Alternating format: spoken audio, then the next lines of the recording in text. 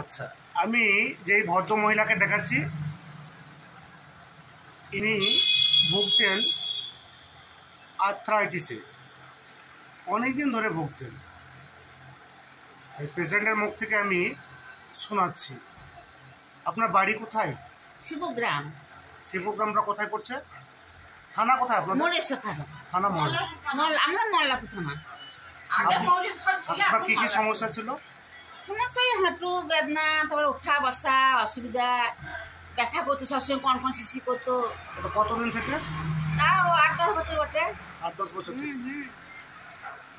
অনেক জায়গায় ওষুধ খেয়েছেন? হ্যাঁ খেয়েছি। তো কোথাও কিছু কম বুঝতে পারেননি? না। এখানে ওষুধ খেয়ে কম লাগছে? হ্যাঁ তা লাগছে, এখানে একটু ভালো লাগছে বলে এসেছি আবার। আচ্ছা আচ্ছা আচ্ছা, এই ভিডিওটা তুললাম আপনার অনুমতি নিয়ে তো? হ্যাঁ।